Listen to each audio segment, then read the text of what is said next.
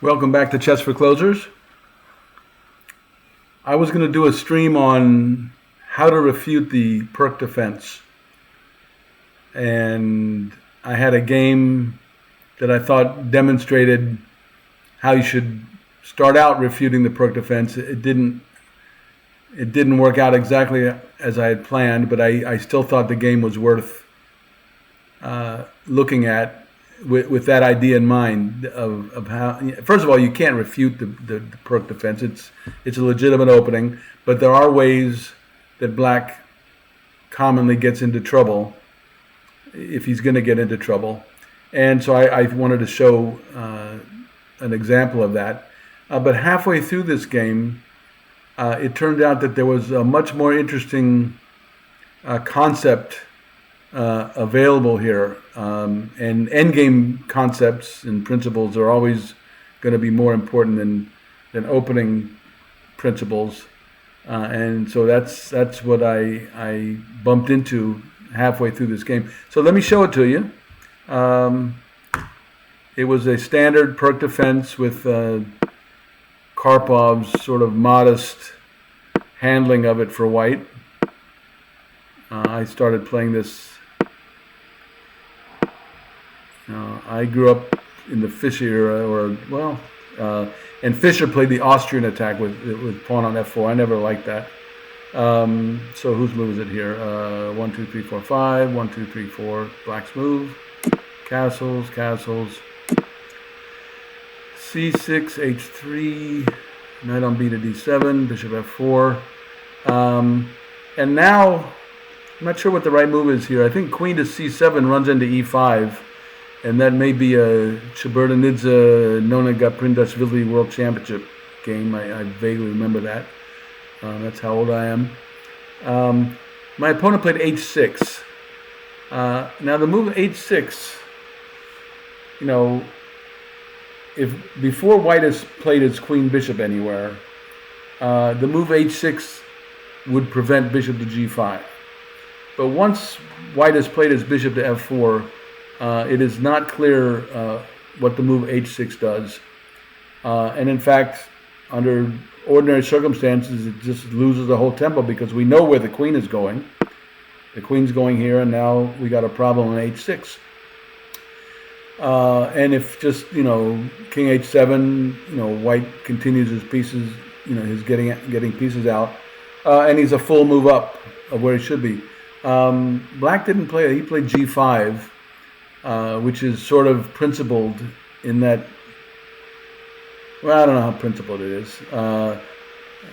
White has to move his bishop back from his ideal square, covering E5, and yet Black has weakened his kingside position a little bit.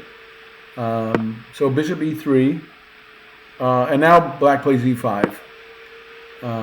Now, there is a connection. I exchanged here, DE.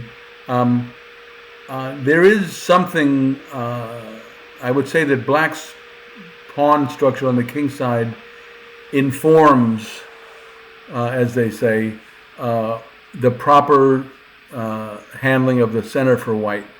Would it make sense to block it knowing that Black has moved his pawns on the king side? I say no. Because it's only, or often only, when the center is closed, and we all know this from Nimzovich and other folks, that you attack on the wings. So he's already sort of attacked, if you will, on the wings here. So why make it look good by locking up the center? No, I want the center to still be what's happening, and then he will have to justify the weak squares around his castle position. I could have kept the status quo, and that might have been okay too. I'm not afraid of him taking on D4. That opens up the center, and again he's pushed some pawns on his king, and he might come to regret that. But I did take, and he took back. I'm eyeing the D6 square, which is an always weak square, although weak in the King's Indian and Perk defense sense, isn't always as weak as people make it out to be. Take, and I think I played F rook to E to D1. Is that right? Queen E7. I exchanged queens. Take, and then I played. Oh yeah, okay. So here's sort of time to sum up, maybe. Yes, I'm going to double rooks on the D file. My knight is right where it has to be. My bishop doesn't really have a better place to be. But my bishop C4 maybe calls out. But how about exchanging the two white squared bishops? The better of black's two bishops. We readily see that the bishop on G7 isn't a great bishop. So I came up with this move, knight to H2, and you can see what I'm planning. I'm going to get my bishop to G4, and the white bishops will come off. I thought this made sense. Knight to G4, knight to H2, rook to E8. I think he just wanted to get his rook off this diagonal because as soon as he moves his knight on D7, my bishop will come to C5. I think that's what he had in mind. Anyway, so I continue my plan. Knight F6, and then they're coming off. Now he had to take with the E rook because his looks like his A7 pawn would be hanging. So he took that way. Okay, so there's one open file, and I'm on it. My bishop is better than his. I have a really juicy square to work with. I think those are three positional advantages I have. Is this a winning position for white? That's a little early. But you certainly have a plan that, if followed, will lead to, at any rate, no reason to lose the advantage that white has that I can see. The advantage that he has, development is a little better. That could change, but the pawn structure won't change. The bishops, and because the pawn structure won't change, the bishops, the relative value of the bishops won't change. And so white has a nice edge here. And so I am about my business, doubling up. B5. I didn't really see. I was hoping he was going to play B4 because that weakens the C4 square, and I can end up, my knight can go to A4 and B2 and C4 or something. Then you're close to being able to call white's game a winning position. That's not what he had in mind. He played his pawn structure pretty well here. So B5, yeah, there is a threat. He's threatening to win the E pawn, so I did have to play F3. And now he played bishop F8. So yeah, that was a dead diagonal. But of course, my moves aren't hard to predict. Rook on A to D1. Now I played A6.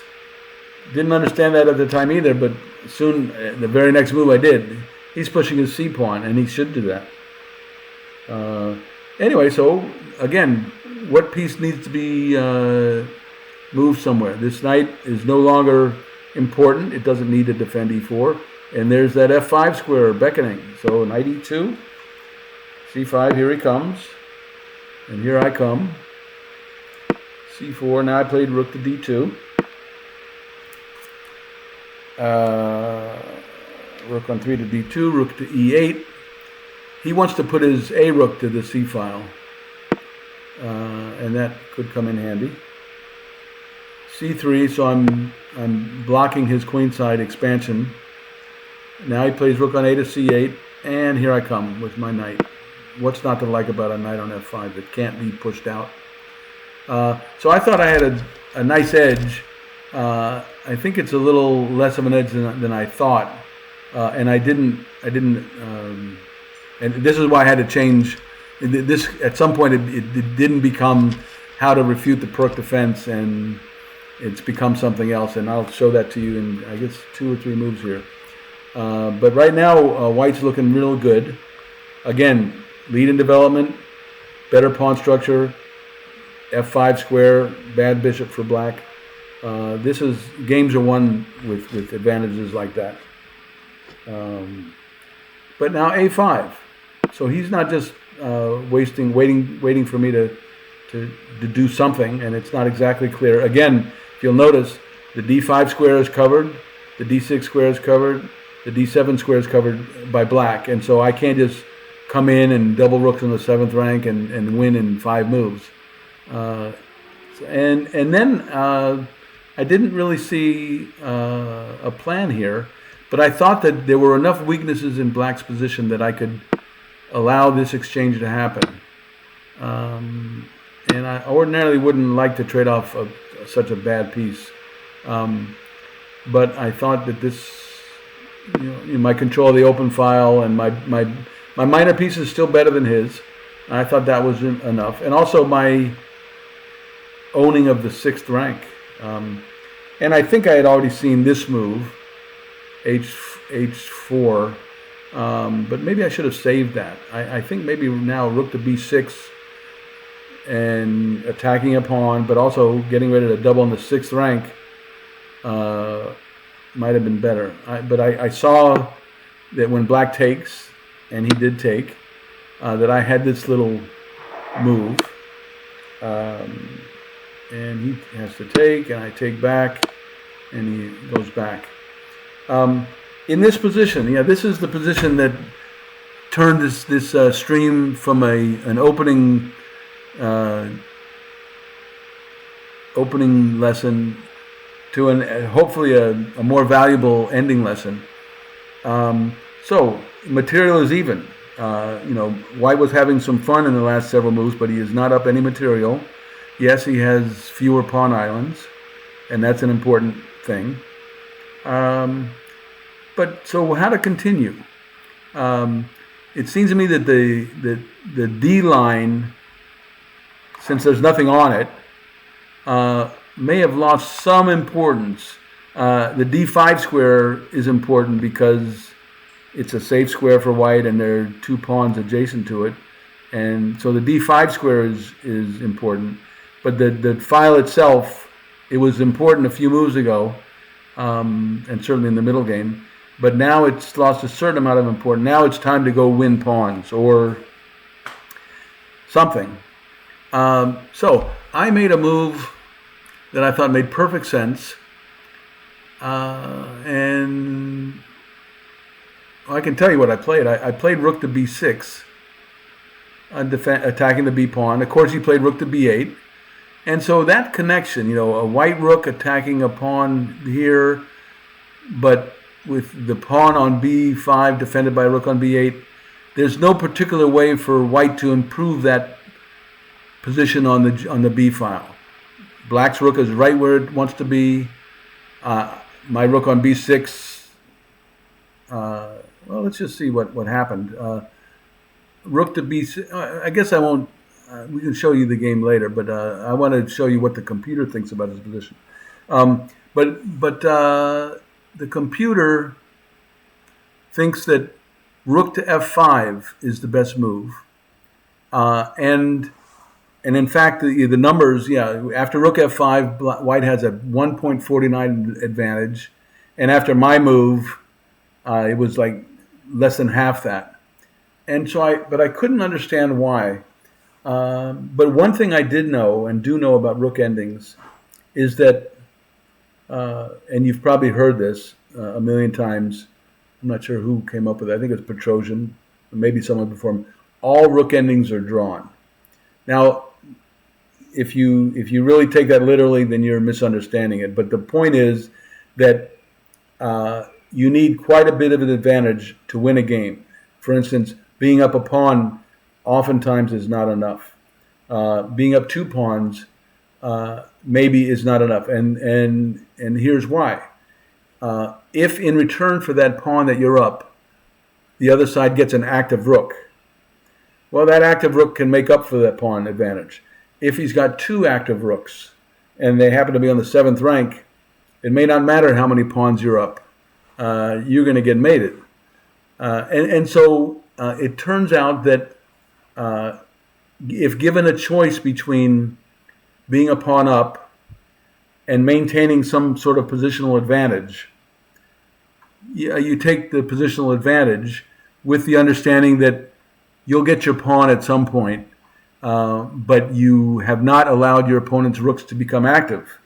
So you're not trading in your positional advantage for a mere pawn. This is usually a mistake. And of course, you do have to know a lot of rook and pawn versus rook. You got to know how to defend when you don't have the pawn. There's Philidor position, and of course, and again, that name if it doesn't ring a bell, it just goes to show that this theory is 300 years old.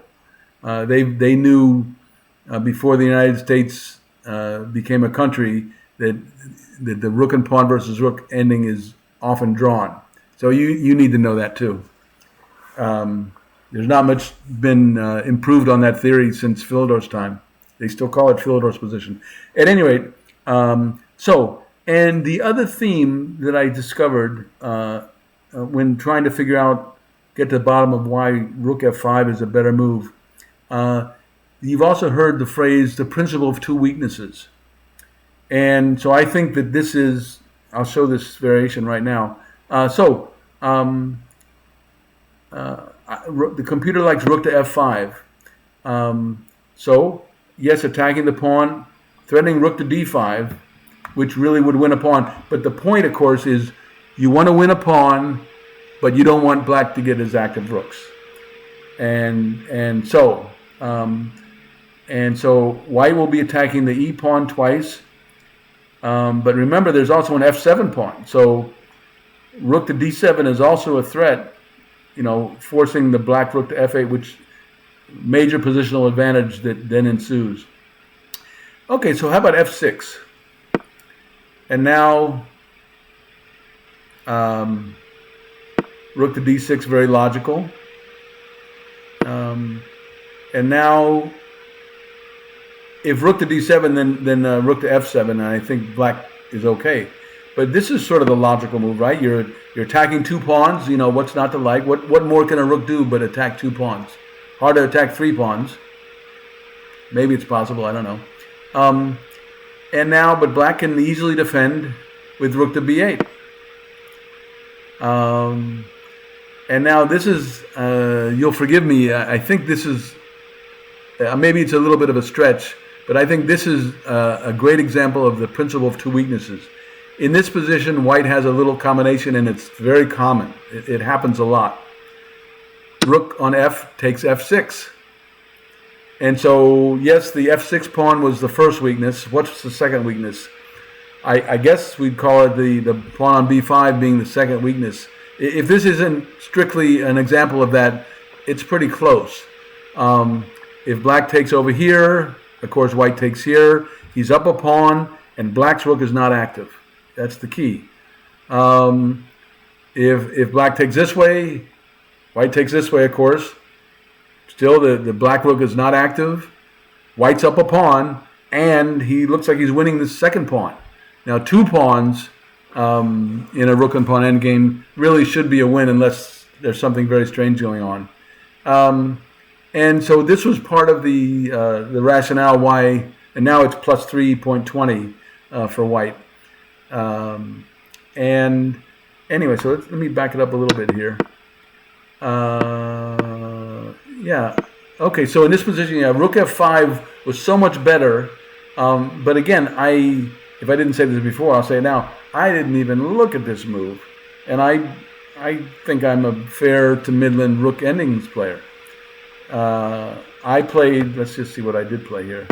Yeah, I played rook to b6. Let's look at the game. I won the game. My opponent fell apart, but so I played rook to b6, rook to b8. So now I play rook on d to d6, thinking I'm doing something. But of course, black isn't going to take on b6. He's going to keep the status quo. His rook is right where it should be. His other rook is defending the e pawn, which may or may not be important. But this is all he needs. He's not looking to win. He's looking to hold. It is true that, and this is a direct result of the 3 pawn islands versus 2. White can maybe come up and steal this pawn, and that would be something. Again, black's rooks are not active yet, and white would be up a pawn. But of course, okay, so let's look at this. Black played something ridiculous and had to resign 2 moves from now. No reason for that. But let's just see. Suppose white comes in plays. Why can't I do that? King to h2. What I would say is, or how about this move? Rook to d8, and now what's the threat? Maybe there's no threat, but oh yeah, okay. So yeah, if white takes here, black takes this way, and he's gonna expand on the queen side, and he's gonna get his rook to the 7th rank. So that's counterplay. So maybe the rooks should stay right where they are. Maybe everyone's happy with the rooks right where they are, and then in the meantime, white has something to do over here. Well, let's just see if that's true. If black takes a rook here, white has a choice here, I guess. But if he takes the rook on b8, then b5, black's rook is going to get to the 7th rank.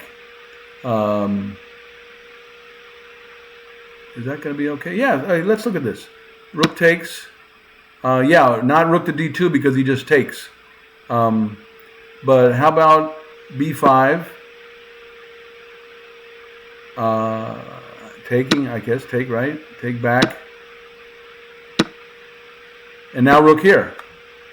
Okay, white's up a pawn, but black's rook is now active. If white takes, black takes. This is very likely, maybe this is the best that black can hope for. He's a pawn down, but his rook is active. The a pawn isn't going anywhere. And the other thing is, white can't just come up and, it's not such an easy thing for him to come up and win the h pawn because this rook is here. Anyway, this is the basis of the theory that all rook endings are drawn. Black is down a pawn, much compensation. Also, of course, his king can come up and who knows. I've won positions like this with black against people who don't play many rook endings. Anyway, so and the other variation would be, yeah, in this position, yeah, if white took this rook, let's see, whose move is it here?